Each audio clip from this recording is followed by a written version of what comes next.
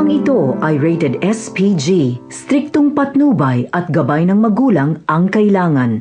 Charot!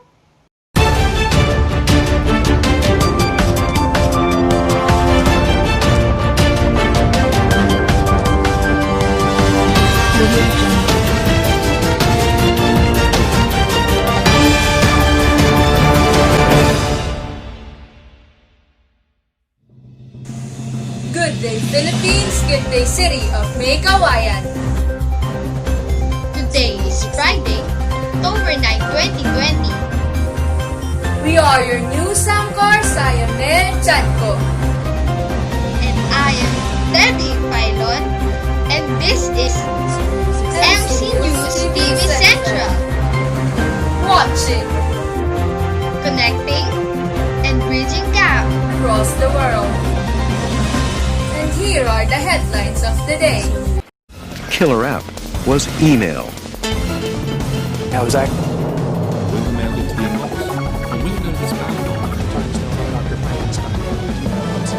Once you set your mom, with people thousands of miles away, as if they were in the same room.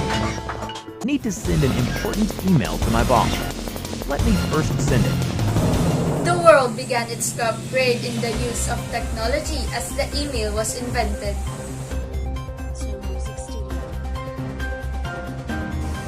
It all began with the idea of time-sharing operating system, which was first introduced in 1959 by John McCarthy at MIT.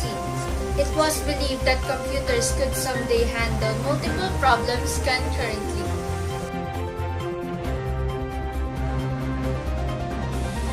In November 1961, this became a reality with the demonstration of Compatible Time-Sharing System or CTSS. It had one of the first inter-user messaging implementations, and various users could log into one central system via remote terminals, store and share files.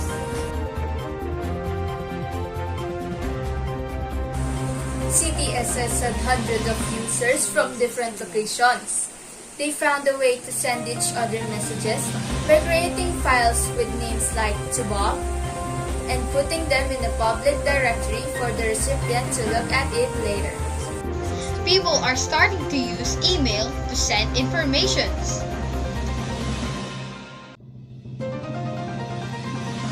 In 1971, a computer engineer for MIT, Ray Tomlinson, initiated the use of AXID to separate usernames and machines.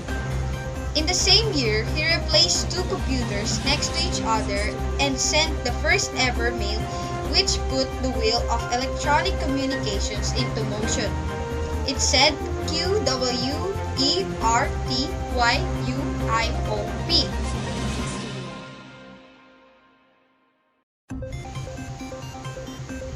Sending electronic mail became a possibility.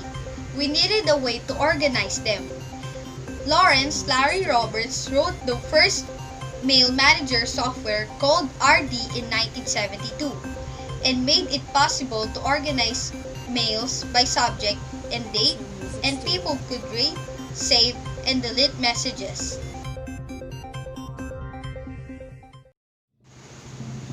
Queen Elizabeth II became the world's first monarch to send an email.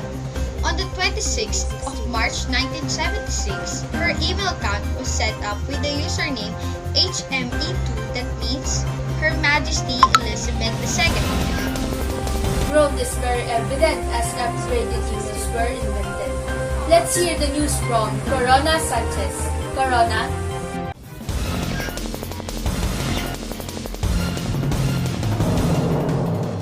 Blanco.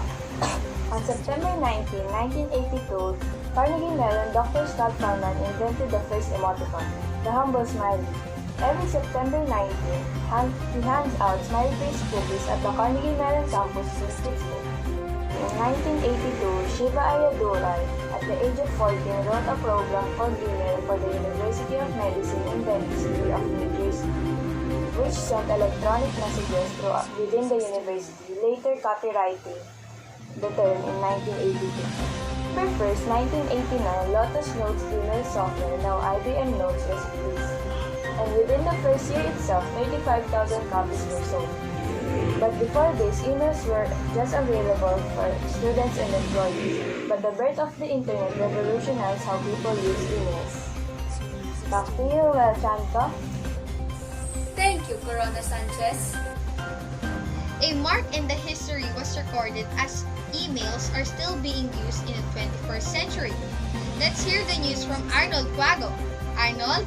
Teddy Pylon, 2003, President Bush signed into law the Controlling the Assault of Non-Solicited Pornography in Marketing Act of 2003, Guns Spam Act, which establishes framework of administrative, civil, and criminal tools to help America's consumers, businesses, and families combat unsolicited commercial email known as spam. Policy Framework SPF was introduced to people. It is an email authentication method that specifies the mail servers authorized to send email for your domain. SPF helps protect your domain from spoofing and helps ensure that your messages are delivered correctly. To detect and prevent email spoofing or phishing, SMTP extension protocols are proposed including SPF, DKIM, and DMARC. All three protocols have been published or standardized by the Internet Engineering Task Force, IETF. Back to you, Teddy Pylon. To Arnold Quago. Let's hear the updates from Bernadette Sombrero. Bernadette? Thank you, Mel Tianco. Google introduces a new look for its inbox design to automatically organize some of the email chaos. In this new update, Google sorts your emails into up to 5 categories, which appear organized in the tabs across the top of your inbox. A test mail sent to more than 1.2 million NHS employees caused the entire system to crash on Monday morning. Staff have complained. NHS staff used Twitter to declare about an email that inadvertently included everyone on the mailing list of the NHS mail system. A 36-year-old man, Michael Purcell from Scottsdale, has been indicted on federal fraud charges for using a technique known as snowshoe spamming to send out the messages to people in the US and abroad. The indictment charges Purcell with 10 counts of wire fraud, each of which is punishable by up to 10 years in prison. Thank you, Bernadette Sombrero. And that's all for today's news. It's 76 days before Christmas. Happy holiday! To stay updated, watch MC News TV Central every day. Or go to our website www.mcnewstvcentral.com.ph to stay updated.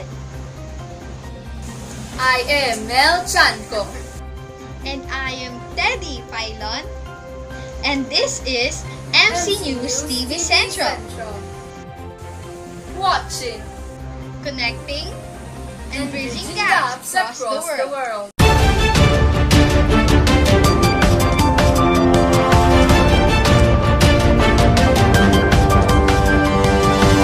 Muli